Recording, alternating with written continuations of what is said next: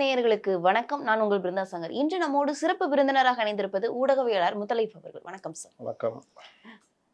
EPS அவர்கள் டெல்லி பயணம் மேற்கொண்டிருக்காங்க. இதற்கு முன்பு நேத்து பார்த்தீங்க அப்படின்னா, காலையில ஆளுநர் ஆர்.என். ரவி அவங்க கிட்ட வந்து திமுக 4 வருடம் செய்த ஊழல்கள் குறித்து ஒரு ஆவணத்தை வந்து சமர்ப்பிச்சிருக்காரு.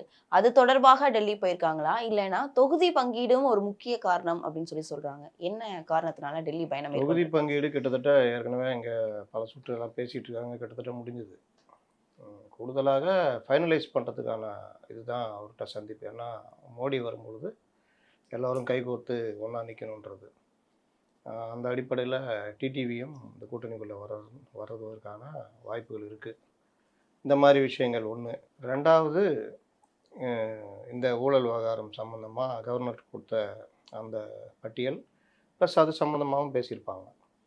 இது இல்லாமல் தாவேகா கூட்டணிக்குள்ளே வர்றது, இந்த மாதிரி பல விஷயங்கள் அந்த பேச்சுவார்த்தையில் இருந்திருக்கும். விஜய்க்கு வந்து சிபிஐ வந்து சம்மன் அனுப்பியிருக்காங்க. 12ஆம் தேதி வரணும், சிபிஐ விசாரணைக்கு வரணும்னு சொல்லிட்டு. விஜய் அவர்கள் விசாரணைக்கு போவார்களா? அப்படி போனா அந்த இடத்துல வந்து கூட்டணிக்கு உண்டான பேச்சுவார்த்தைகள் தான் அதிக அளவு நடக்கும் அப்படின்னு சொல்றாங்களே, இதை எப்படி சார் புரிஞ்சுது? விஜயுடைய ஜனநாயகன் படம் ரிலீஸில் பிரச்சனை, ப்ளஸ் அவருடைய குழப்பம்தான் காரணம். என்டிஏ கூட கூட்டணி இல்லைன்னு ஒரு இதுவாக ஆத்தென்டிக்காக அறிவிக்கிறதுக்கான இது அவர்கிட்ட இல்லை. தொடர்ச்சியாக அவர் குழப்பத்திலே இருக்கார். இன்னொன்று, இவர் தான் அவர்களை காண்டாக்ட் பண்ணது. ஓரளவுக்கு 2-3 சுற்று பேச்சுவார்த்தை போனோம்னா திடீர்னு மற்றவர்கள் பேச்சை கேட்டுக்கிட்டு மறுபடியும் ஒரு பல்ட்டி அடிக்கிறாரு. அப்போ இந்த மாதிரி விவகாரங்கள்லாம் என்ன ஆகுதுன்னா, அவர்கள் முன்கை எடுக்கிறதுக்கு சாதகமாக அமையுது. நீங்கள் தானே பேச்சுவார்த்தைக்கு வந்தீங்க, சொல்லுங்கள் அப்படின்ற மாதிரி. அதனால் பேச்சுவார்த்தை இந்த ஒரு பக்கம் போகுது. இது தடுக்கிறதுக்கு தான் தமிழ்நாட்டில் கொஞ்சம் பேர் காங்கிரஸ் தாவேகா கூட்டணின்ற மாதிரிலாம் பேசிகிட்டு இருக்கிறாங்க. ஆனால் அதுக்கான வாய்ப்புகள் இல்லை அப்படின்றது தான் எல்லாருக்கும் தெரிஞ்ச விஷயம். இதில் விஜய் வந்து இப்போ அந்த சிபிஐ விசாரணையில் 12ஆம் தேதி போகாமல் இருக்கிறதுக்கான வேலைகள்லாம் பண்ணிகிட்ருக்காரு. ஆனால் அது நடக்கிறதுக்கு வாய்ப்பு கம்மின்னு நினைக்கிறேன். இந்த சிபிஐ விசாரணைக்கு கூப்பிடும்போது எப்படி சார் போகாமல் இருக்க முடியும்? அதுக்கு பதிலாக அவருடைய அட்டர்னி ஒருத்தரை அனுப்பலாம் விஜய் சார்பா அப்படின்னு. ஏன்னா இவர் எப்போவுமே எல்லாரையும் வர வச்சு தானே பழக்கம். அதனால் முடிஞ்சால் சிபிஐ வேணால் பனையூருக்கு வந்து விசாரணை பண்ணிக்கங்க அப்படின்ற மாதிரி.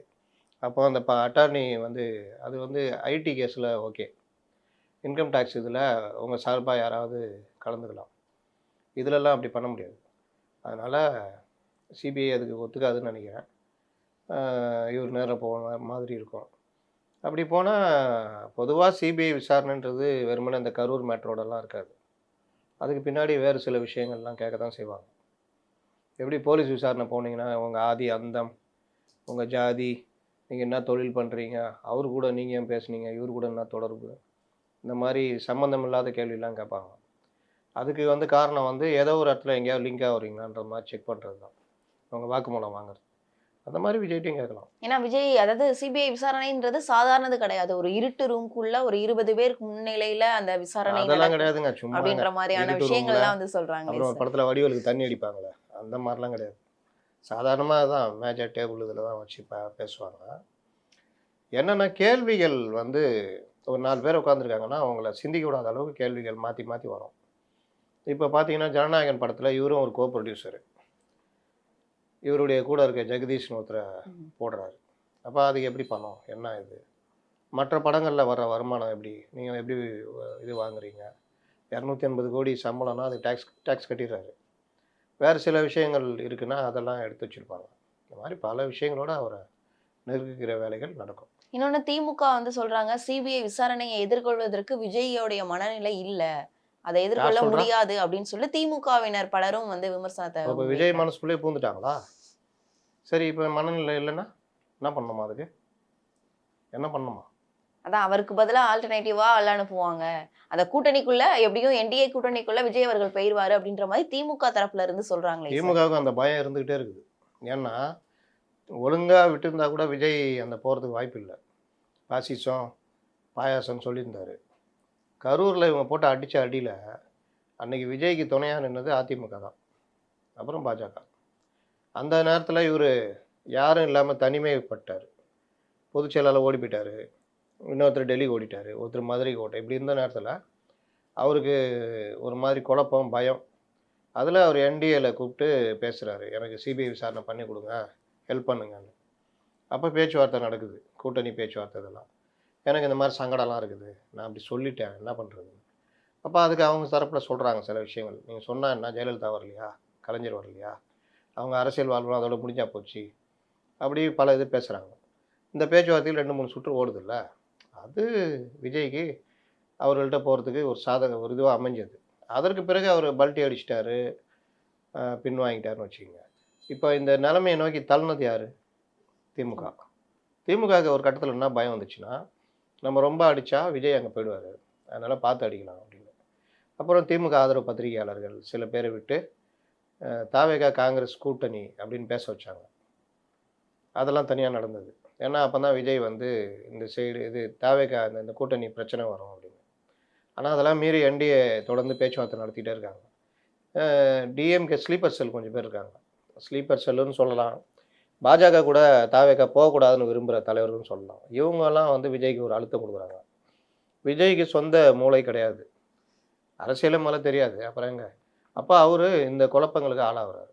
என்ன பண்ணுறாரு, ஒரு நாள் நம்ம விசாமல் போயிடலாமா அப்படின்னு, ஒரு நாள் இது வேணாம் நம்ம தனியாக நிற்போம் அப்படின்னு. அதனால் அதுக்கு ஏற்ற மாதிரி அவர்கிட்ட கொண்டு போய் வானிலை அறிக்கை மாதிரி 42% வந்தாச்சு, 45% காமிக்கிறாங்க. அப்போ என்ன ஆகுதுன்னா, இவருக்கு ஒரு ஆசை வருது, நம்ம தனியாக நின்று ஜெயிச்சிடலான்னு.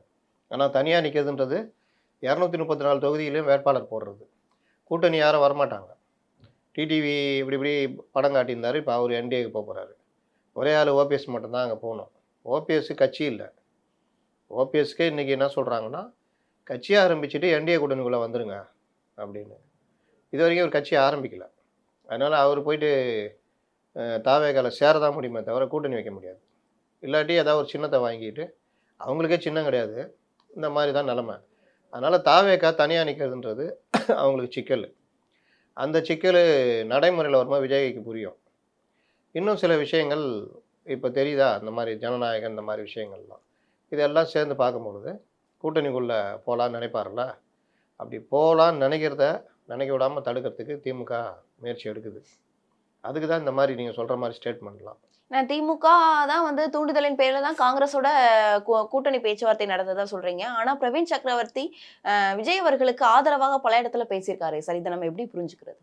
திமுக தூண்டுதலின் பேரில் தான் விஜய் அவர்கள் கூட காங்கிரஸ்க்கு வந்து கூட்டணி இது பண்றாங்க. ஏன்னா பத்திரிகையாளர்கள்லாம் அந்த மாதிரியான விஷயங்களை வந்து பேசிட்டு இருக்காங்கன்னு சொன்னீங்களா சார்? 2 விஷயம்.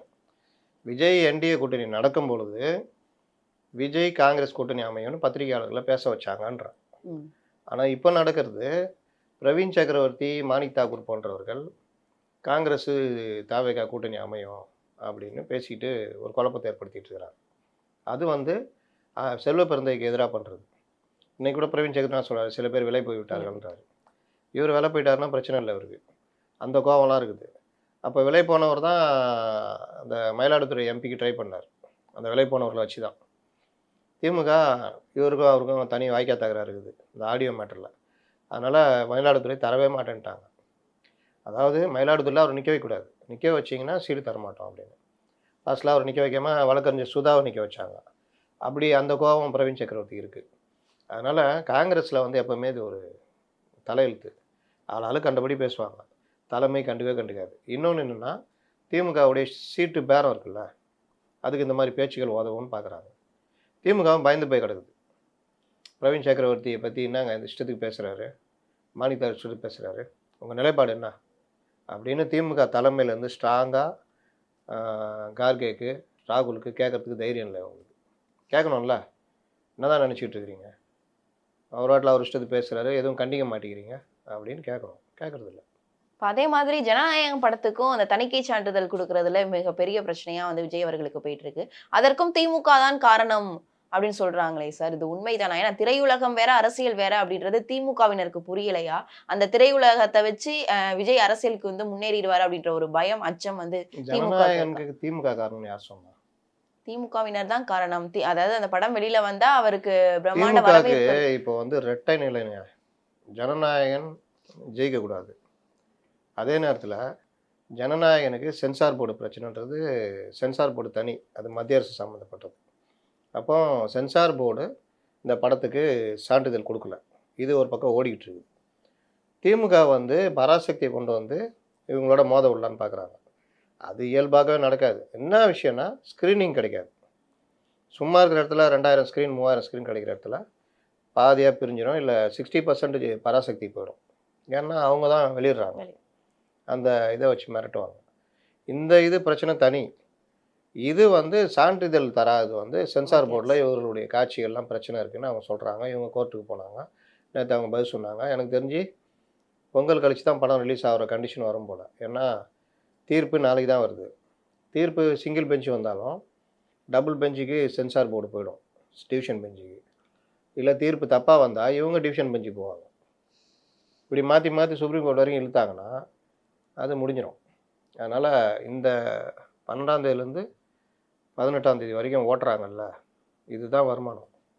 இதில் மிஸ் ஆச்சுன்னா முடிஞ்சது கதை. பெரிய நஷ்டம். ஏற்கனவே படம் ஒன்றும் இல்லைன்றாங்க. படம் வந்து சும்மா ரசிகர்கள்லாம் ஒரு இதில் ஓட்டிடுவாங்க. இந்த மாதிரி பண்டிகை நாளில் ஓட்டினா அவன் ஜாலி போய் பார்ப்பான். அதை வச்சு சம்பாரிச்சு படம் வெற்றின்னு சொல்லலான்னு. ஆனால் அதுக்கும் சென்சார் போர்டு இப்போ பிரச்சனை பண்ணிச்சு. அதனால் திமுகவுக்கு ஒரு வகையில் சந்தோஷம் இருந்தாலும் இன்னொரு வகையில் இது மத்திய அரசுடைய பழிவாங்கல்ன்ற மாதிரிலாம் சொல்கிறதுக்கு அவங்க சைடில் தயார் இல்லை. நான் இவ்வளோ விஷயங்கள் போயிட்டு இருக்கு. ஆனால் மக்கள் என்ன சொல்றாங்க அப்படின்னா, விஜயுடைய படம் என்னைக்கு ரிலீஸ் ஆகுதோ அன்னைக்கு தான் எங்களுக்கு பொங்கல் அப்படின்னு சொல்லிட்டு ஒரு சில மக்கள் சொல்றாங்களே சார். அதாவது திட்டமிட்டே இந்த மாதிரியான விஷயங்களை வந்து ஆள்கின்ற கட்சி, அதாவது மத்தியில் ஆள்கின்ற கட்சியா இருக்கட்டும், மாநிலத்தில் ஆளுகின்ற கட்சியா இருக்கட்டும், அந்த மாதிரியான விஷயங்கள் பண்றாங்கன்னு சொல்றாங்களே சார். மக்கள் சொல்றாங்க. இதை நம்ம எப்படி எடுத்துக்கிறது? இதுதான் அரசியல். எம்ஜிஆர் சொன்னார்ல, எம்ஜிஆர் இதை விட கடுமையான அதெல்லாம் சந்திச்சு தான் வந்திருக்காரு. எம்ஜிஆர் உட்காந்து மூலையில் அழுதாரு. உலகம் சுற்று வாலிபன்லாம் போஸ்டர் அப்போல்லாம் என்ன இருக்குது? இப்போனா ஃபர்ஸ்ட் லுக்குன்னு ட்விட்டரில் போடலாம். யார் தடுக்க முடியும்? 10 யூடியூபர்ஸை கூப்பிட்டு வந்து 10 இது வெளியிடலாம். மெயின் ஸ்ட்ரீம் சேனல் ஒத்துழைக்கலனா கூட யூடியூப்பில் வச்சு பண்ணலாம், இன்ஃப்ளூயன்ஸில் வச்சு பண்ணலாம், என்ன வேணால் பண்ணலாம். அந்த காலத்தில் அப்படி கிடையாது. ஒரு போஸ்டரு, பேனர் வைக்க முடியும். ரெண்டுக்குமே பர்மிஷன் இல்லை. வச்சா கொளுத்துட்டாங்க வேறு.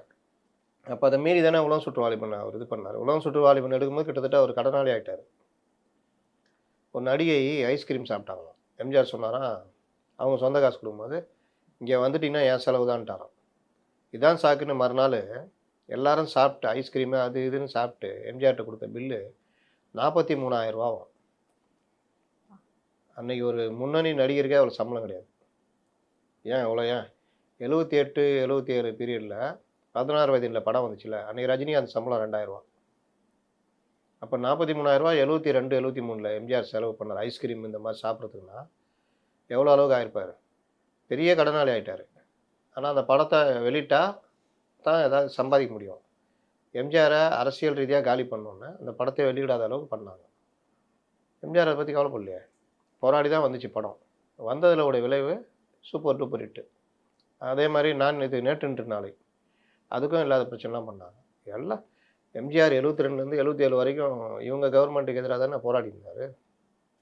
என்ன ஒன்று மத்திய அரசு கொஞ்சம் துணை பண்ணிச்சு, கொஞ்சம் இது பண்ணார். இவர் அதுதான் நம்ம சொல்கிறோம். நீ யாராவது ஒருத்தனை தான் அடிக்க முடியும். நீ ஒன்றும் பெரிய எம்ஜிஆர் அளவு கூட கிடையாது. எம்ஜிஆரே ஒருத்தர் அடிக்கணும்னு முடிவு பண்ணி இன்னொருத்தரோட கை கோத்தார். இவர் ஒன்றுமே இல்லாமல் 2 பேரையும் பாசிசம் பாயாசம் உருட்டினா இப்படி தான் அரசியல் பண்ணுவாங்க. நீங்கள் சென்சாரில் கண்டதை நீ எடுக்கலாம், நல்லா இருக்கிற வரைக்கும் போய்கிட்டே இருக்கும். சரியில்லைன்னு முடிவு பண்ணிட்டா அவங்க என்ன வேணால் பண்ணுவாங்க. அதுதான் இது. நீங்கள் ஒரு போலீஸ் ஸ்டேஷனில் போய் ஒரு பிரச்சனையை பவராக இருந்தீங்கன்னா நீங்கள் என்ன வேணால் பண்ணிக்கலாம். நீங்கள் இல்லைன்னா சின்ன பிரச்சனை கூட பெருசாகி பண்ண முடியும். அதுதான் இந்த ஜனநாயகன் உதாரணம்.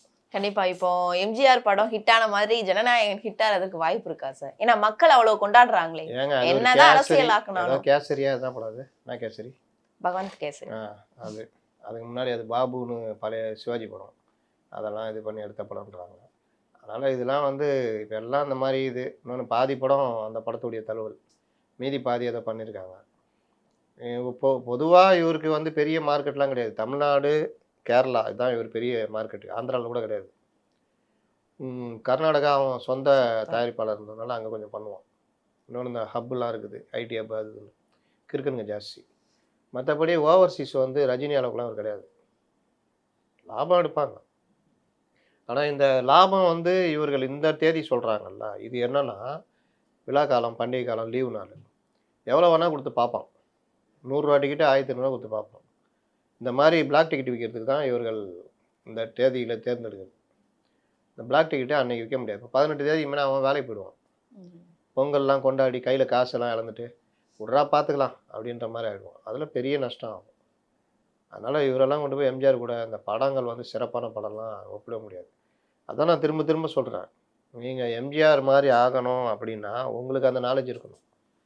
அடிப்படை நாலேஜே கிடையாது ஆள் விஜய். டைரக்டருடைய நடிகர். டைரக்டர் என்ன சொல்கிறாரோ அதுவும் இந்த காலத்து டைரக்டர் இந்த லோகேஷ் கனகராஜ், நெல்சனு, அட்லி இதுங்கெல்லாம் டார்க் மோடு படம், போதை மருந்து கடத்துறது, அந்த கொலை பண்ணுறது, இஷ்டத்துக்கு வன்முறை காட்சிகள், இதை தாண்டி இவர்களுக்கு யோசிக்கவே தெரியாது. அதுல இந்த லோகேஷ் கனகராஜ் ஒரே கதையை மாற்றி மாற்றி எடுத்துக்கிட்டு இருப்பாப்புல. சார் இந்த மாதிரியான விஷயங்கள் தானே தமிழ்நாட்டில் அதிக அளவில் எனக்கு அதை வந்து மக்களுக்கு வெளிக்கொண்டு வரணும் அப்படின்ற விதத்தில் தானே எடுக்கிறாங்க. ஹீரோ போய் 6000 ரூபாய்க்கு 6000 கோடிக்கு போதை மருந்து விற்கிறது மக்களுக்கு வெளிக்கொண்டு வர்றதா? ஹீரோ அதுக்கு எதிராக இருந்தால் பரவாயில்ல. ஹீரோ தானே போதை மருந்து விற்கிறாரு. ஹீரோ தானே செம்மர கடத்தல் கடத்துறாரு. அதான் சார், அதாவது என்ன சொல்ல வராங்கன்னா இங்கே மத்தியிலேயோ எல்லாத்தையும் பண்ணிட்டு கடைசியில் இதெல்லாம் பண்ணாதான்றாங்க. இந்த துள்ளுவது இளமைன்னு ஒரு படம் வந்துச்சு. மகா மோசமான பிட்டு படம் அது. கடைசியில் எல்லாத்தையும் காமிச்சிட்டு கடைசியில் இப்படி எல்லாம் செய்து விடாதீர்கள்னு ஒரு பிட்டு வைப்பாங்க. வச்சுட்டு இதான் இது அந்த அந்த காலத்தில் பெருசாக எதிர்க்கப்பட்ட படம். பாய்ஸ்னு ஒரு படம் எடுத்தார் நம்ம சங்கர். நல்ல வேலை அந்த படம் ஓடல. இந்த இப்போ ஒருத்தர் எடுத்தார், அது பேட் கேர்ள் ஏதோ ஒன்று. இந்த மாதிரி ஒவ்வொரு காலத்தில் ஒவ்வொருத்தர் கிளம்பி வருவாங்க.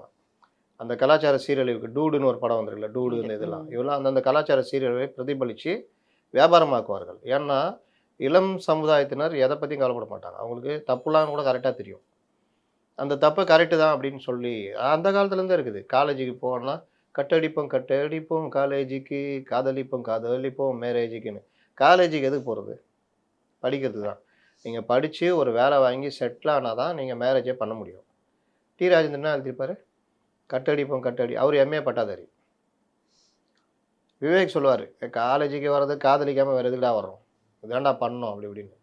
அப்போ அவரும் வந்து நான் சொன்னேன், எனக்கு நெருங்கிய ஒரு உறவினர்கிட்ட படிச்சுக்கிட்டு இருக்கிறவர்கிட்ட சொன்னேன், இந்த வசனம் பேசுகிற இவங்கெல்லாம் டிகிரி முடித்தவங்க, மாஸ்டர் டிகிரி எல்லாம் முடிச்சுட்டு சினி ஃபீல்டில் வந்து உங்களை காலேஜுக்கு போகணுன்றாங்க. காலேஜுக்கு போகிறத காதலின்னு சொல்கிறாங்க. இதை பார்த்துட்டு நீங்கள் கல்லூரி காதல் வாழ்க்கையிலேயே 17 வயசு இருக்கும். அப்போ லவ் பண்ணால் அந்த லவ் கூடாது, பல பிரச்சனை வரும். அதேமாரி கல்யாணம் பண்ணிட்டீங்கன்னா எல்லா சுமைகளும் வந்து உங்கள் தலையில் விழுந்துடும். வாழ்க்கை மலரும் போதே உங்களுக்கு பெரிய பிரச்சனையை சந்திக்க ஆரம்பிச்சிடுவீங்க. அதனால் இதை பண்ணால் சினிமாக்காரன் பேச்சை கேட்காதீங்க. கல்லூரிக்கு போனாலே லவ் பண்ணணும். பாரதி ராஜா பள்ளி பருவத்திலே காதல்னு. அப்புறமா ரொம்ப நாள் கழித்து கேட்டப்போ சொன்னார், அந்த அலைகள் வயதில் உள்ள காதல், அது காதல் இல்லைங்க இனக்கவர்ச்சின்னாரு. இனக்கவர்ச்சின்னு தெரிஞ்சே அதை காதல்னு காமிச்சு எடுத்தவர் பாரதி ராஜா. சினிமாக்காரங்க இந்த வேலையை பண்ணுவாங்க. இதனால் நம்ம இளம் சமுதாயத்தினர் ஏன் பாதிக்கப்பட்டாங்கன்னா, நீங்கள் பழைய படங்கள்லேருந்தே பார்த்தீங்கன்னா தெரியும். இப்போ பழைய படங்களில் கூட பெரும்பாலும் செட்டில் ஆகிருப்பாங்க ஹீரோ. கொஞ்சம் படங்களில் தான் அந்த கல்லூரியில் காதல்லாம். நடுவில் வந்த படங்கள் ஒரு 80களுக்கு மேலாம் பார்த்தீங்கன்னா முழுவதுமே இந்த காதல் படங்கள், காதல் தான் பெஸ்ட்டு, காதல் இல்லாமல் வராது. இதை வீட்டில் உட்காந்து குடும்பத்தோடு எல்லாம் பார்த்துக்கிட்டு இருப்பாங்க. அந்த வீட்டு பிள்ளைங்க பார்க்கும், அப்புறம் லவ் பண்ணும். லவ்ன்றது கூடாதுன்னு யாரும் சொல்லவே முடியாது. எந்த காலத்தில் வரணும், எப்போ வரணுன்றதான் மேட்ரு. சின்ன வயசில் கல்லூரி டைமில் வரதெல்லாம் காதல் கிடையாது. இந்த ஆழ்வார்பேட்டை ஆண்டவா பாடியிருப்பார்ல, அதுதான் உண்மை. ஏன்னா பார்க்க போனால் ஃபஸ்ட்டு காதல் தோல்வி தானே. ஏன்னா எல்லாருக்கும் எல்லார் மேலேயும் ஒரு இனக்கவர்ச்சியில் ஒரு இது வரும். இப்போ ரொம்ப ஈஸியாக பண்ணிக்கிறாங்க. பிரேக்கப்பு, ஜெல்லு, பாய் பெஸ்டி, அது என்ன கிரேட் ஃப்ரெண்டா, இந்த பிக் பாஸில் கூட சொல்லியிருந்தாங்க. என்ன ஃப்ரெண்டு, டீப் ஃப்ரெண்டா, ஏதோ ஃப்ரெண்டுன்னு இந்த மாதிரி பேர்லாம் வச்சுக்கிறாங்க. ஆனால் அப்போல்லாம் அப்படி கிடையாது. ரொம்ப சென்சிட்டிவாக லவ் பண்ணுவான், தாடி வளர்த்துக்குவான், தற்கொலை பண்ணிக்குவான், படிப்பை கோட்டை விட்டுருவான். இது எல்லாமே சின்ன வயசில் நீங்கள் உங்களுக்கு பொருளாதார ரீதியாக வளராத டைமில் இது வந்தனாலும் பிரச்சனை. இந்த மாதிரி ஏமாற்றிக்கிட்டு இருக்கிற காலத்தில் ஒன்று நடந்தது. இப்போ வந்து போதை மருந்து விற்கலாம், தண்ணி அடிக்கலாம். போதை மருந்து விற்கலான்னா என்ன ஆகிடும் யோசிச்சு பாருங்கள். போதைக்கு அடிமையாகிறத ஒரு ஹீரோ சொல்லி கொடுத்தாருன்னா அந்த இளைஞன் போதைக்கு அடிமையாகிட்டான். இப்போல்லாம் மெத்து வந்துடுச்சு. மெத்துலாம் விலை ஜாஸ்தி, கஞ்சாவே விலை ஜாஸ்தி. ஒன்ஸ் பயன்படுத்த ஆரம்பிச்சிங்கன்னா காசுக்கு எங்கே போவீங்க? நீங்கள் இப்போ தான் படிச்சுட்டு இருக்கிறீங்க, காசுக்கு எங்கே போவீங்க? ரெண்டாவது நீங்கள் அந்த பழக்கத்துக்கு ஆளாயிட்டீங்கன்னா உங்களுக்கு வந்து வெறித்தனம் வந்துடும். என்ன வேணால் பண்ணுவீங்க, அங்கே உங்களோட பேலன்ஸ் மைண்டு போயிடும். அப்போ நீங்கள் திருடுறது, பெண்கள்கிட்ட தவறாக நடக்கிறது, லாஸ்ட்டாக வாழ்க்கையே சீரழிஞ்சிடும். இதை வச்சு எடுக்கிற படத்தில் நடிக்கிற ஹீரோவை நீங்கள் எப்படி தமிழ்நாட்டு மக்கள் மேலே அக்கறை இருக்கான்னு சொல்ல முடியும்? விஜய் கடைசி படம் வரைக்கும் இதான் நடிச்சிருந்தாரு. திடீர்னு வந்து ஜனநாயகன் எடுத்தா ஜனநாயகன் கூட என்னன்றான். இந்த பைத்தியகாரத்தனத்தெல்லாம் வச்சுக்கிட்டு ஆட்சியை பிடிக்கணும்னு நினச்சா எப்படி சரியாக இருக்கும்? இளைஞர்களை நல்வழிப்படுத்துகிற மாதிரி ஒரு 2020 நீங்கள் யோசிச்சிட்டீங்க. அப்போதுலேருந்து உங்கள் படத்தை ஓரளவுக்கு சமுதாய அக்கறை உள்ள படமாக எடுத்திருந்தீங்கன்னா, நீங்களாம் சமுதாய அக்கறை நடித்தா ஓடாது. அந்த பயம் வேறு இருக்குல்ல. இந்த உருட்டுறது, இங்கே ஸ்பேட் வச்சுருக்காரு, சுற்றியில் இங்கே அடிக்கிறான், ஸ்பேட் வச்சு தடுக்கிறாராம். ஓங்கி சுற்றியில் அடித்தா இப்படி ஸ்பேட் வச்சு தடுத்தா அடித்தா மூஞ்சில் அடிப்படாதா? அவன் இது வச்சுருக்கான், சுற்றி இல்லை சம்மட்டி வச்சு அடிக்கிறான். இந்த மாதிரி இயற்கைக்கு முரணான காட்சிகள். ஒருத்தர் 50 பேரை அடிக்கிறது. நீங்கள் எவ்வளோ பெரிய பாக்ஸராக இருந்தால் கூட அவர் 5 பேரை சமாளிக்கலாம். அதுக்கு மேலே சமாளிக்க முடியாது. மேலே வந்து உளுந்து போட்டு அமுக்குனாங்கன்னா ஒன்றும் பண்ண முடியாது. சார் அது விஜய் படத்துல மட்டும் அந்த மாதிரியான நான் காட்சிகள் கிடையாது. சொல்லியே இன்றைய இயக்குனர்கள் எல்லாரையும் வச்சு தான். ரஜினியே 20 கொலை பண்ண வச்சுட்டாங்கல்ல ஒரு படத்தில். ரஜினி கூட இந்த மாதிரி நடிச்சாலும் கிடையாது. சிகரெட்டு குடிச்சின்னு தண்ணி அடிச்சின்னு ஒரு மாதிரி நடிச்சிருந்தாரு. கொஞ்சம் ஜோக்காக நடிப்பார். பெரும்பாலும் சமூக விரோத கருத்துக்கள் ஒரு படத்தில் இருக்காது. சிகரெட்டு தண்ணின்னு தான். அதோட சிகரெட் ஒரு கட்டத்தில் விட்டார். ஆனால் அவரையும் பல படங்களில் சமீப படங்களில் இந்த பார்ட்டிங்க ரஜினியை கமலை நீங்கள் இதோட பெரிய பெரிய முரண்கள் எங்களுக்கு தெரியுது கிரைம்லாம் பார்த்ததுனால. ஸ்பெஷல் ஏஜென்ட்டாக வருவாப்புல பகத் பாசில் விக்ரமில். அவங்க வந்து நான் RAW விட மேலே அவங்களுடைய அடையாளமே கிடையாது. அவங்களுக்கு ஐடென்டிட்டியே கிடையாது.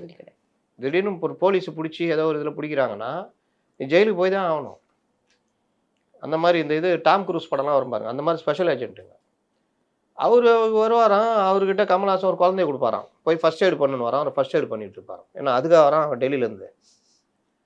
சிட்டிக்குள்ளே உட்காந்து பீரிங் வச்சு சுட்டுக்கிட்டு இருப்பாங்களாம். ஒரு போலீஸ் இருக்காதான், ஒரு கான்ஸ்டபிளும் இருக்க மாட்டாங்க. எவ்வளோ முரண். ஒரு பெரிய கமிஷன் ஆஃபீஸ் காட்டுவாராம் லோகேஷ் கனகராஜ் கைதி படத்தில். கமிஷன் ஆஃபீஸில் ரைட்டர் உட்காந்துருப்பாராம். இவங்கெல்லாம் எதில் கொண்டு போய் சேர்க்கறது? சிறைன்னு ஒரு படம் வந்திருக்கு. ஒரு போலீஸுடைய ஆட்டிடியூட் எப்படின்னு கரெக்டாக, ஏன்னா அவங்க அந்த இதில் துறையில் இருக்கிறவங்க. நீ லோகேஷ் கனகராஜ் இவ்வளோ பெரிய நடிகை, இவ்வளோ பெரிய டைரக்டர்லாம் ஒரு போலீஸ் ஆஃபீஸரை வச்சுக்கிட்டு எடுத்தால் கூட ஒரு கமிஷன் ஆஃபீஸ் எப்படி இயங்குன்றது அடிப்படையாக தெரியும். கேட்டால் அதை கமிஷன் ஆஃபீஸை காலி பண்ணுறாங்க. எதுனா காலி பண்ணுறது வச்சுக்கிறதுலாம். கமிஷன் ஆஃபீஸ் இருக்குது, வேறு கமிஷன் ஆஃபீஸ் கட்டிட்டாங்கன்னா ஒரே நாளில் மொத்தமாக ஷிஃப்ட் ஆகி போயிடுவாங்க. இங்கே கொஞ்சம் இருக்குமா, இங்கே ரைட்டர் உட்காந்துருப்பாங்க. டிடி கேஸை கமிஷன் ஆஃபீஸை பிடிச்சிட்டு வருவாங்க. எந்த ஊர்லங்க? போலீஸ் ஸ்டேஷனுக்கு தான் கூப்பிட்டு போவாங்க டிடி கேஸு. இந்த மாதிரி எடுக்கிற ஆளை வந்து பெரிய ஆள். அதுக்கு சில பேர் படம் பார்க்க வராங்களா, காலைல 4 மணிக்கு நான் வந்தேன், லோகி படத்தில் இந்த இது இல்லை, லோகி படத்தில் என்ன லோகி என்ன பெரிய இவர் அவர். இந்த காலத்துக்கு ஏற்ற மாதிரி ஏதாவது ஒன்று டார்க் மோடு படம் எடுத்துக்கிட்டு இட்டு அடிச்சுட்டு அது ஜெயிக்கிறதுக்கு பல காரணங்கள் இருக்குது. ஃபஸ்ட்டு இந்த ஏமாத்துறீங்க, FDFS ஒன்று வச்சுக்கிட்டு ஆசையை தூண்டுறது, ஆர்வத்தை தூண்டுறது, இந்த மாதிரி ஏமாத்துறீங்க. இப்போ அது குறைக்கும் இந்த யூடியூபர்ஸ் எல்லாம் அங்கே போய் மைக்கை போட்டுக்கிட்டு இதெல்லாம். அதனால் இப்படி வர்ற ஒரு நடிகர் என்ன மாற்றத்தை கொண்டு வர போகிறார் சமுதாயத்தில்? அவருக்கு ஆசை இருக்குது, நம்மளை எல்லாம் ஃபாலோ பண்ணுறாங்க வந்துடுவாங்கன்னு. அதெல்லாம் நடக்க இந்த தேர்தலில் அவருக்கு தெரியும். அதனால தான் சொல்கிறேன், ஏதாவது ஒரு சைடு நிற்கணும். தனியாக நின்னா கண்டம். வெளியில் பேசிக்கிறாங்க, நான் போகிற இடத்துல பல இடத்துல சொல்கிறாங்க, ஏம்பா அவர் வந்துருவார்னு எல்லாம் சொல்கிறாங்கப்பா, எல்லாம் சொல்கிறேன். இப்படி ஒரு கருத்தை உருவாக்கிட்டே இருக்காங்க. நான் திரும்ப சொல்கிறேன், 234 தொகுதியில் உங்களுக்கு வேட்பாளர் யார் இருக்கா? ஓட்டு போட ஜனங்க இருக்குது, வேட்பாளர் யார் இருக்கா? ஓட்டு போட ஜனங்கள்கிட்ட நீங்கள் கொண்டு போய் உங்கள் சின்னத்தை ரீச் பண்ணணும். இன்னும் பல விஷயங்கள் இருக்குது தேர்தலில். ஒரு சென்சார்லேயே காமிச்சிட்டாங்களா? இன்னும் உங்களுக்கு எவ்வளோ காமிப்பாங்க? இங்கே எவ்வளோ காமிப்பாங்க? ஒரு வேட்புமனு தாக்கல் போனீங்கன்னா நான் முக்கியமான பேப்பரில் போயிட்டு வந்துடுவோம். நீ அந்த பேப்பர் தேட்டு வரதுக்குள்ளே வேட்புமனு தாக்கல் முடிஞ்சிடும். அதேமாரி தாக்கல் பண்ணிட்டேன்னா அந்த பரிசீலனையில் காலி பண்ணுவாங்க டிஎம்கே ஏடிஎம்கே. இது இருக்குது, தப்பு இருக்குது. அதையும் மீறி நீங்கள் சண்டை போட்டு வந்துட்டீங்கன்னா வேட்பாளரே வேலைக்கு வாங்குவாங்க. என்ன நினச்சிங்க? என்ன சினிமாவா? அப்படி இந்த இது அப்படியே வச்சுட்டு அப்படியே அந்த சவுத்துக்கு நடுவில் வந்து அப்படியே வெளியே வர்றதுக்கு அரசியல். புதுப்பேட்டை படம் பார்த்தீங்கல்ல, நான் குமார் தப்பு பண்ணிட்டே குமார், கண்டிப்பா 2026 அதை பொறுத்து தான் பார்க்கணும் விஜய் அவர்களுடைய மூவ் எப்படி இருக்கும் அப்படின்னு. சார் அது மட்டும் இல்லாம திமுக அதாவது பல்வேறு விதத்துல பல்வேறு துறைகள்ல பல்வேறு ஊழல் செஞ்சிருக்காங்க. கிட்டத்தட்ட 4.25 கோடி வந்து ஊழல் செஞ்சிருக்காங்கன்னு எடப்பாடி பழனிசாமி அவர்கள் அறிக்கை கொடுத்திருக்காங்க. ஆனா இந்த வகையில இன்னமும் அவங்க அந்த விளம்பர மாடல் அரசு அப்படின்றத ஒவ்வொரு இடத்துலயுமே உறுதி பண்றாங்க. நான் உலகம் உங்கள் கையின் அப்படின்னு லேப்டாப் கொடுக்குற ஒரு விஷயத்த அவ்வளோ பெரிய நடிகைகள்லாம் கூட்டிட்டு வந்து அதை அவ்வளோ பெரிய பிரம்மாண்டமா நடத்துறாங்களே, இதற்கெல்லாம் பணம் எங்க இருந்து சார் வருது அவர்களுக்கு? அதுக்கு அரசு பணம் தான். ஒரு நிகழ்ச்சி நடத்துறதுக்கு ஜெயலலிதா முதல்வராக இருக்கிற வரைக்கும் செலவாகுது. ஒவ்வொரு இதுக்கும் போயிட்டு வர்றதுக்கு செலவாகுது. இன்னொன்று வேலை நேரம் பிரச்சனை இல்லை. இவங்க எங்கள் சிஎம்மு, இவங்க ஒவ்வொரு மாவட்டமாக போயிருந்தால் வேலை யார் பார்க்குறது? அதனால் அவங்க என்ன பண்ணுவாங்கன்னா, கோட்டையில் இருந்து 10 மாவட்டத்தில் பில்டிங் திறக்கணும்னா கோட்டையில் உட்காந்து 10 மாவட்ட எல்லோரும் ஸ்க்ரீனில் இருப்பாங்க. அந்தந்த மாவட்ட ஆட்சியர், காவல் அதிகாரிகள் எல்லாமே இருப்பாங்க. இங்கேருந்து இங்கே பட்டன் அமுக்குவாங்க, திறந்துரும். ஒவ்வொருத்தரும் பேசுவாங்க, அதோடு முடிச்சிடுவாங்க. ஒரு 1/2 மணி நேரத்தில் முடிச்சு அவங்க வேலையை பார்க்க போயிடுவாங்க. இவர் ஒவ்வொரு மாவட்டத்துக்கும் போகிறாரு. இவர் போகிறாருன்னா செலவு யோசிங்க. அங்கே விழாக்கான செலவு, அப்புறம் இன்னும் பல ரோடு கீடு மற்ற செலவு எல்லாம், இதெல்லாம் சேர்த்தா கோடியில் சார். இது போகலைனாலும் எதிர்கட்சி வந்து விமர்சனம் பண்ணுறாங்க. போகாத யாராவது விமர்சனம் பண்ணியிருக்காங்களா? ஜெயலலிதா விமர்சனம் பண்ணியிருக்காங்களா? இவங்க தான் பண்ணியிருந்தாங்க உட்காந்துட்டு. ஆனால் வேலை நடந்து தானே என்ன போனோம்? இது என்ன போனோம்? மகளிர் உரிமை தொகை கொடுக்குறீங்க, அதோடைய எக்ஸ்டென்ஷனும் ஒரு 20 லட்சம் 25 லட்சம் பேர் கொடுக்குறீங்க. மகளிர் உரிமை தொகை கொடுக்கறதுக்கு கூட விழா நடத்தலாம். எக்ஸ்டென்ஷன் கொடுக்கறதுக்கு நேரு ஸ்டேடியத்தில் என்ன அவ்வளோ பெரிய விழா? ஜூனியர் ஆர்டிஸ்ட்டை போட்டு, அப்பா நான் உங்கள்கிட்ட வந்து நிற்கலாமா, அப்பா நான் இது போட்டுக்கிறேன் அப்படின்னு ஒரு எம்ப்ராய்டரி. சரி, அந்த பொண்ணு உண்மையிலே பண்ணியிருக்குன்னு பார்த்தா அடுத்த இது வேறு வேஷம். ஹாஸ்டலில் தங்கியிருக்கிற மாணவி, இன்னும் வேறு இதில் வேறு வேஷம். ட்ரெஸ்ஸையாவது மாற்றிருக்கலாம்ல. அது மாற்றிருந்தா கூட தெரிஞ்சிருக்காது. ஏன்னா இன்றைக்கி பொண்ணுங்க பெரும்பாலும் ஒரே மாதிரி இருக்குது மூஞ்சி. சரி இன்னும் விட்டுருப்பாங்க. ட்ரெஸ்ஸு அதே ட்ரெஸ்னு கண்டுபிடிச்சிட்டாங்க. டெய்லி ஒரு பேர் வைக்கிறது. பேர் வைக்கிறதுக்கே குடிச்சீரம் போட்டி வைப்பாங்க போல். இவ்விடம் தரமான பெயர்களை சொல்பவர்களுக்கு பரிசு அப்படின்னு போட்டு இது டெய்லி இதை இன்னைக்கு காலையில் கூட ட்விட்டரில் பார்க்குறேன். அந்த வழக்கறிஞர் சரவணா ஏதோ ஒன்று போட்டிருக்காரு ஒரு பேர் வச்சு. அது எவ்வளோ தடவை சொல்லியாச்சு, பேர் வைக்கிறியா சோறு வைக்கிறியான்னு. அப்போ ஒவ்வொரு நிகழ்ச்சியும் நீங்கள் போய் செலவழிச்சிக்கிட்டு அங்கே போய் பார்த்துக்கிட்டு வந்துக்கிட்டு, இதுவாக முதலமைச்சர் வேலை? முதல்வருடைய வேலை ஏகப்பட்டது இருக்குது. அதனால தான் நீங்கள் ஐயா நீங்கள் அங்கே போங்க, இப்படி நில்லுங்க, அப்படி நடங்க, ரோட் ஷோ போங்க அப்படின்னு சீனை காமிச்சு அவர் அப்படியே ஒரு இதுக்குள்ளேயே வச்சுருக்காங்க. ஒரு என்ன சொல்கிறது, ஆல் இஸ் வெல் அந்த வளையத்துக்குள்ளேயே வச்சுருக்காங்க. அவரும் இதுதான் உண்மை நம்பிக்கிட்டு போயிட்டே இருக்கார். அப்புறம் அவர் பேரில் சொல்லி அந்த இதெல்லாம் ட்வீட் போடுறது இதெல்லாம். முதல்வருக்கு அந்த இது ஓய்வூதிய திட்டம் அறிவிச்சாங்களா? முதல்வருக்கு ஸ்வீட் ஊட்டின வரலாறு நான் பார்த்ததே இல்லை, பார்த்ததே கிடையாது. எவ்வளோ திட்டங்கள் நடந்திருக்கு, எவ்வளோ இது வந்திருக்கு. அவங்கவுங்க பேசின திட்டங்கள் நிறைவேற்றுறாங்க. உட்காந்து ஆளை கூட்டு வந்து ஸ்வீட்டை விட்டுறது, கேக்கு விட்டுறது, இதெல்லாம்.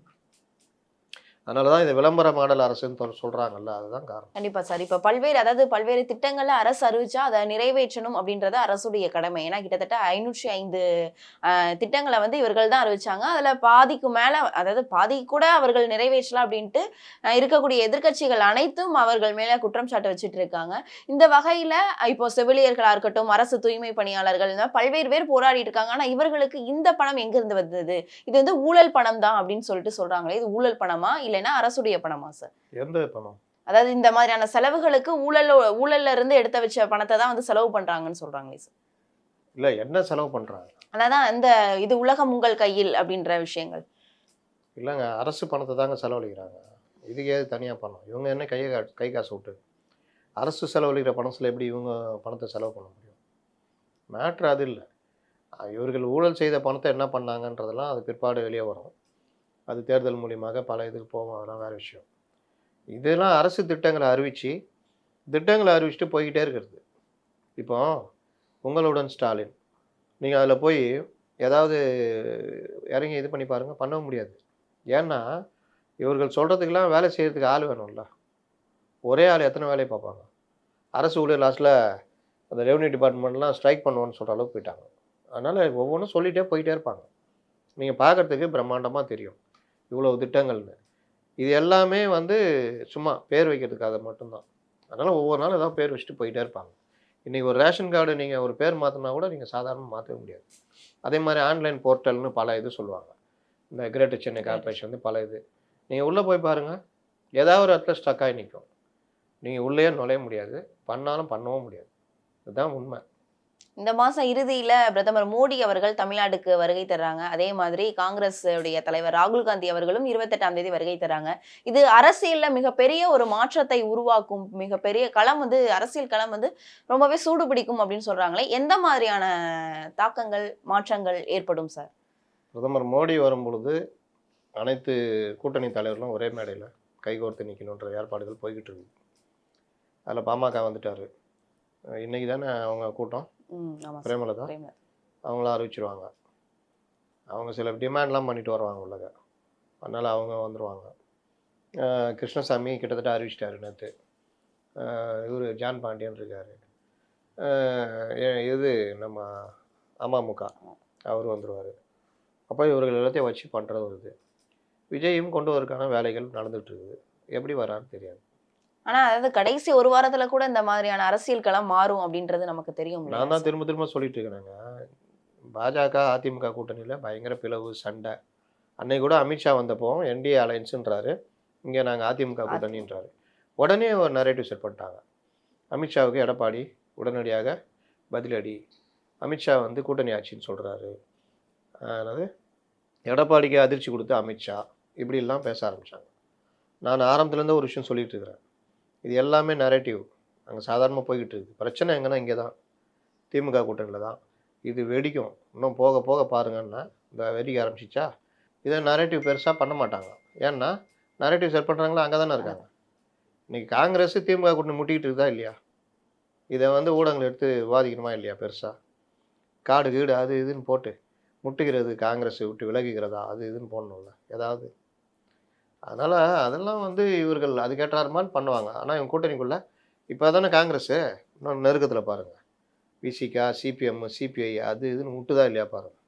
சார், அமித்ஷா அவர்கள் இப்போ சமீபத்துல தமிழ்நாடுக்கு வருகை தந்திருந்தாங்க. அப்போ வந்து பேசியிருந்தாங்க, அதாவது திமுக அரசு இந்துக்களுக்கு எதிராக செயல்படுது அப்படின்னு சொல்லியிருந்தாங்க. அது வந்து அவதூறு அப்படின்னு நேற்று முதல்வர் அவர்கள் பேசியிருக்காங்க. அவதூறாக இப்போ அதாவது அதிமுக கூட்டணிக்கு, அதாவது பாஜகவுக்கு அதிமுக கூட்டணிக்கு நீங்க வாக்களித்தீங்கன்னா டெல்லியில இருக்கிறவங்க தான் வந்து தமிழ்நாட்டுல ஆளுவாங்க அப்படின்னு ஒரு எச்சரிக்கையை வந்து சொல்லியிருக்காரு மக்களுக்கு. இது இது எப்படி சார்? அறத பழசு ஸ்ட்ராட்டஜி. நேற்று கூட நான் போட்டிருந்தேன், அவுட்டேட்டட் ஸ்ட்ராட்டஜி. ஏன்னா இவர்களுக்கு இங்கே இருக்கிற ஆன்டி இன்கம்பன்சி, இந்த கவர்மெண்ட்டுக்கு எதிரான பிரச்சனைகள், இதற்கு எதிராக அதிமுக வைக்கிற பிரச்சனைகள், அதிமுகன்ற கட்சி, இதெல்லாம் ஒன்றும் இல்லாமல் காமிச்சு பாஜகவை எதிரியாக காமிச்சாதான் ஓட்டு கிடைக்கும்னு பார்க்குறாங்க. இது அந்த அப்பத்துலேருந்தே இது சக்ஸஸாக இருந்தது. ஆனால் ஒரு கட்டத்துக்கு மேலே மக்கள் முடிச்சிக்க ஆரம்பிச்சிட்டாங்க. அண்ணாமலை இவரெல்லாம் வந்தால் அப்போ 2024 பிறகுலாம் பார்த்திங்கன்னா வேறு மாதிரி மாறிடுச்சு. அதனால் ஓரளவு தான் நம்புவாங்க. ஒரு தடவை நான் சொன்னால் நம்புவாங்க. சும்மா அதையே சொல்லியிருந்தா எப்படி நம்புவாங்க? இன்றைக்கி நீட்டுக்கு இவர் சொன்னார், இப்போ அது கேலிக்குரிய பொருளாக மாறிடுச்சா? எஸ்ஐஆர் இந்த மாதிரி பல விஷயங்கள் மத்திய அரசுக்கு எதிராக சொன்னது எல்லாமே கேலிக்குரிய பொருளாக மாறி போச்சு. இப்போ அதை மறைக்கிறதுக்கு இந்த மாதிரி சொல்கிறாங்க. இந்துக்களுக்கு எதிரான அரசு அப்படின்னு சொல்கிறது வந்து என்னென்னா, ஒரு நம்பிக்கை. திருப்பரங்குன்றத்தில் அந்த கோயில் தீபத்தூணில் தீபம் ஏற்றணும்னு, இந்த விவகாரத்தை இந்த அரசு எப்படி கையாண்டது அப்படின்னு பார்த்தீங்கன்னா, நீதிமன்றத்துக்கு முறைப்படி அந்த ராம ரவிக்குமார் உள்ளிட்ட சிலர் போகிறாங்க. நீதிபதி நேரில் போய் ஆய்வு நடத்துகிறாரு. ஆய்வு நடத்திட்டு அந்த வழி எல்லாத்தையும் பார்க்குறாரு. பக்தர்களுக்கு இந்த இடத்துல உச்சியில் ஏற்றினா இன்னும் நல்லாயிருக்கும். ஏற்கனவே ஒரு 100 வருஷத்துக்கு முன்னாடி பண்ணது நடுவில் மாற்றிட்டாங்க. அதுக்கப்புறம் அடுத்தடுத்து அது அப்படியே தொடர்ந்துச்சு. இப்போ மாற்றணுன்ற கோரிக்கை வைக்கிறாங்க. சரி, இதை வந்து கோயில் அதிகாரிகள் ஒரு 3-4 பேர் ஏற்றுங்க அப்படின்னு, இங்கே ஏற்றுங்க இனிமேல் அப்படின்ட்டு உத்தரவிட்டுறாரு. இது 1ஆம் தேதி நடக்குது. தீபம் வந்து 3ஆம் தேதி. இந்த கவர்மெண்ட்டு இந்த விவகாரத்தை எப்படி கையாண்டுருக்கணும்? இது தவறான தீர்ப்பு அப்படின்னா அன்னைக்கே டிவிஷன் பெஞ்சு போயிருக்கணும். நீதிபதி ஆண்டாண்டு காலமாக இருக்கிறத மாற்றுறாரு, இது சரியில்லை அப்படின்ட்டு டிவிஷன் பெஞ்சு போயிருக்கணும். இன்னொன்று, இந்த விவகாரத்தில் இஸ்லாமியர்கள் எந்த வகையிலும் குறுக்கிடல. இவர்களும் இஸ்லாமியர்களுக்கு எதிராக எதுவும் பண்ணலை. இஸ்லாமியர்கள் அங்கே இருக்கிறவங்க தாயா பிள்ளையாக தான் இருக்காங்க. அவங்க வரவேற்கிறாங்க, பொரியெலாம் வாங்கி வச்சுருந்துருக்காங்க. அப்போ இஸ்லாமியர்களே இந்த சீன்லேயே இல்லை. இந்துக்களும் இந்த இதை விவகாரம் போட்டோம், இந்து முன்னணியரோ பாஜக மற்றவங்களும் இதை இஸ்லாமியர்களுக்கு எதிரான பிரச்சனையாக மாற்றலை. அவர்கள் தங்கள் இதை கேட்குறாங்க, தீபம் எங்கள் உச்சியில் ஏற்றணும். அதை விசாரித்த நீதிமன்றம் ஒரு தீர்ப்பை கொடுக்குது. அது தப்போ ரைட்டோ அது அப்புறம். நடைமுறை என்ன? நீங்கள் 1ஆம் தேதியே டிவிஷன் பெஞ்சுக்கு போயிருக்கணும்.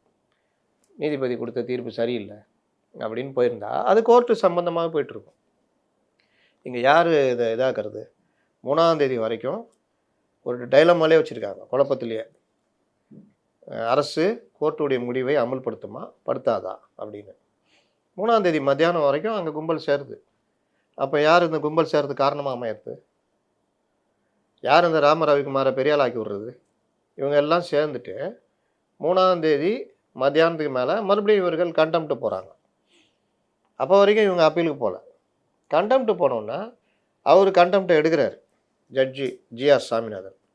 அப்போ அரசு தரப்புனா சொல்லுதுன்னா 6 மணி வரைக்கும் டைம் இருக்குது, 6 மணி வரைக்கும் ஏற்றலைன்னா தான் நீ கண்டெம்ட் எடுக்கணும் அப்படின்னோன்னா, ஓ அப்படியா ரைட்டு அப்படின்ட்டு 6:10க்கு எடுக்கிறார். அப்போ இவர்கள் புதிதாக சில இதெல்லாம் சொல்கிறாங்க, இது வந்து மதம் மோதலாக மாறும் அப்படி இப்படின்னு. இது எங்கேயா மதம் மோதலாக மாறும்? இது வந்து யாரும் அப்ஜெக்ட் பண்ணலையே, இது மற்றவர்களை போய் அவர் மதத்தில் தலையிடுற விஷயமும் இல்லையே அப்படின்ட்டு எதிர் தரப்பு வாதம் வைக்குது. ஜட்ஜி அதை ஏற்றுக்கிட்டு கண்டெம்ட் கோர்ட்னு சொல்லிட்டு அப்போ தான் என்ன பண்ணுறாருன்னா, அந்த சம்மந்தப்பட்ட மனுதாரர், ஏன்னா கோயில் அதிகாரிகள் அந்த ஆர்டரை மதிக்கலை, காவல்துறை அதிகாரியும் மதிக்கலை, ஆட்சியரும் மதிக்கலை. அப்போ இவர் ஆர்டர் போட போகிறாரு. அந்த டைமில் 144 போடுறாங்க. ஆர்டர் போட்டால் கூட அங்கே நிறைவேற்ற முடியாது. அப்போ இவர் என்ன பண்ணுறாரு, சிஐஎஸ்எஃப் வீரர்களை கூப்பிட்டுக்கிட்டு மனுதாரர் ஒரு 10 பேரோட மேலே போய் தீபம் ஏற்றுங்க, காவல்துறை அதுக்கு உதவி பண்ணணும் அப்படின்னு ஆர்டர் போடுறாரு. அங்கே வரும்போது காவல்துறை தடுத்து 144 போட்டிருக்கு, போகக்கூடாது, நாங்கள் இது மேல்முறையீடு போகிறோம் கவர்மெண்ட்டு அப்படின்னு தடுத்து அனுப்புகிறாங்க. அப்போ அந்த இடத்துல என்ன ஆகுதுன்னா, ஒரு மோதல் போக்கு மாதிரி உருவாகுது, தள்ளுமுள்ளு ஏற்படுது. இதுதான் அந்த இடத்துல நடக்குது. அதுக்கப்புறம் மேல்முறையீடு போகிறாங்க. நீதிபதி மேலே விமர்சனம் பண்ணி ஒரு தீர்ப்பு போகிறாங்க. அதையும் அந்த டிவிஷன் பெஞ்சு நீதிபதி கரெக்டாக தான் பண்ணியிருக்காருன்னு சொல்லிட்டாங்க. இந்த விவகாரத்தில் என்ன நடக்குதுன்றதை கொண்டு போகிறாங்க. நீதிமன்றம் அதை ஃபுல்லாக விசாரித்து இப்போ தீர்ப்பு சொல்கிறாங்க. ஜெயச்சந்திரன் ராமகிருஷ்ணன் அமர்வு அங்கே ஏற்றலாம், ஒன்றும் பிரச்சனை இல்லை, அது வந்து அதிகாரிகள் முறையாக ஏற்றணும், ஆட்சியரும் காவல்துறையும் அந்த சட்ட ஒழுங்கை பாதுகாக்கணும். இன்னொன்று, எல்லாரும் பக்தர்கள் யாரும் மேலே போகிறதுக்கு அனுமதி இல்லை, கோயில் நிர்வாகமே அங்கே தீபம் ஏற்றணும், அவ்வளோதான். இப்போ ஏற்றணும் இல்லை, அடுத்த கார்த்திகை தீபத்துக்கு ஏற்றுங்க, முடிச்சிட்டாங்க. அப்பையும் வந்து சுப்ரீம் கோர்ட்டுக்கு போகிறதா வந்து இவர்கள் தரப்புல இருந்து அதான் சொல்கிறேன், மறுபடியும் இதை ஒரு பிரச்சனையாக மாற்றுறாங்க. இந்த இடத்துல பாஜகலையும் சில தலைவர்கள் தேவையில்லாமல் வார்த்தை விட்றாங்க. நீங்கள் ரொம்ப ஜாக்கிரதையாக கையாளணும் இந்த விவகாரத்தை. அண்ணாமலை ஒரு ஸ்டேட்மெண்ட் விட்டார், நாங்கள் எங்கேயுமே இஸ்லாமிய சகோதரர்களை இதில் இழுக்கவே இல்லை, இஸ்லாமிய சகோதரர்களும் இந்த விவகாரத்தில் உள்ளே வரவே இல்லை. அப்புறம் எங்கே மத மோதல்? நாங்கள் கேட்குறது எங்களுடைய இடத்துக்கு ஒரு ஓரமாக ஏற்கனவே இருக்கிற தீபத்தூணில் ஏற்றணும், அதற்கும் இந்த தர்காவுக்குமே சம்மந்தம் இல்லை. அப்புறம் எங்கே இதில் ஏன் தேவையில்லாமல் கொண்டு வர்றீங்க அப்படின்னு இப்படி தான் குறுகிய இடைவெளி இருக்கிறதுனால தான் அந்த இடத்துல பிரச்சனை அப்படின்னே சொல்லுவாங்க. அது கூட அங்கே யார் போகிறா, பக்தர்கள் அனுப்பலையே. தீபம் ஏற்றுறதுக்கு கோயில் நிர்வாகம் போய் தீபம் ஏற்ற போது கீழே இருந்து தான் பக்தர் பார்க்க போகிறான். அப்போ இந்த விவகாரத்தை ஏன் தேவையில்லாமல் மோதலாக மாற்றுறீங்கன்றதான் மற்றவருடைய கேள்வி. இது பொதுவாக பார்த்தீங்கன்னா, நேற்று கூட ஒரு இஸ்லாமியர் ஒருத்தர் நான் பேசிகிட்டு இருந்தேன், எங்கள் உறவினர். அவர் பிஜேபி ஆட்சிக்கு வந்தால் மதவெறி அதுன்னாரு. இல்லைங்க, இங்கே இப்போ தமிழ்நாட்டில் என்ன நடந்திருக்கு, இதுக்கு முன்னாடியே இருந்திருக்காங்க 4 வருஷம் இதே பிஜேபி அதிமுக தான் இங்கே இருந்திருக்காங்க, அதெல்லாம் வேறு, இப்போ வர்றது வந்து வேறேண்ணா. இப்போவும் அதிமுக ஆட்சி தானே வரும் அப்படி வந்தா, இல்லை அவங்க ரொம்ப ஆட ஆரம்பிச்சிடுவாங்க. திருப்பரங்குன்றம் கூட பாருங்க. நான் சொன்ன திருப்பரங்குன்றத்தில் உங்களுக்கு என்னங்க பிரச்சனைன்னு கேட்டேன். ஏன், நமக்கு ஒன்றும் பிரச்சனை இல்லை, நம்ம உண்மையிலேயே அதை வரவேற்க தான் செய்கிறோம், அவ்வளோதான். இஸ்லாமியர்கள் வரவேற்கிறீங்க, உங்களுக்கு பிரச்சனை இல்லைன்னு சொல்கிறீங்க. இது கோர்ட்டுக்கும் இவர்களுக்குமான பிரச்சனை, அரசுக்குமான பிரச்சனை. அரசு அதில் முடியாதுன்னு சொல்லுது. அதுக்கு வேறு சில காரணங்களை அவங்க அதுக்கு வசதியாக எப்போவுமே தர்கா நிர்வாகம், வக்ஃப் போர்டுலாம் அவர்களுக்கு ஆதரவாக இருப்பாங்க மேலே அந்த நிர்வாகிகள். அவங்கள கொண்டு வந்து வச்சுக்கிட்டு இதை வந்து வேறு மாதிரி மாற்ற பார்க்குறாங்க, அவ்வளோதானே. ஆமாம், கரெக்டு. இப்போ சொல்லுங்கள், எங்கே இந்த பிரச்சனை இருக்குது? பாஜக ஆளுகின்ற மாநிலங்களில் இஸ்லாமியர்களுக்கு எதிரான தாக்குதல், சிறுபான்மையான தாக்குதல்கள் இன்றைக்கும் இருக்குது.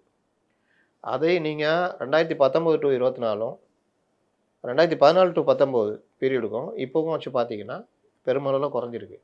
ஆனாலும் பல இதில் வந்து இருக்க தான் செய்கிறாங்க. அந்த மதவெறி கூட்டம்ன்றது இருக்க தான் செய்யுது. அதை அந்த அரசு தடுக்கணும், பண்ணணும். பண்ணால் இன்னும் நல்ல கவர்மெண்ட்டாக இருக்கும். இதை தான் நம்மளும் சொல்கிறது. அப்போ என்ன ஆச்சுன்னா, இந்த விவகாரம் இப்போ சுப்ரீம் கோர்ட்டுக்கு போகிறேன்னு. ஏற்கனவே அந்த ஒரு நீதிபதி ஜிஆர் சாமிநாதனுக்கு எதிராக ஒரு புக்கு போட்டிருக்காங்க. ஆர்எஸ்எஸ் ரவுடியா அவர் அப்படின்னு. நீதிபதியா ஆர்எஸ்எஸ் ரவுடியா. அதில் வந்து கோர்ட்டு தலைமை நீதிபதியை கண்டித்து கண்டெம்ட் எடுத்திருக்காரு. அவர்கள் எந்த அளவுக்கு போகிறாங்கன்னா, நீதிமன்ற தீர்ப்புகளை நீங்கள் விமர்சிக்கலாம், தீர்ப்புகள் மேலே கருத்து வைக்கலாம், பண்ணலாம். நீதிபதி கொடுத்த நீதிபதியை விமர்சிக்கிறது எப்படி சரியாக இருக்கும்?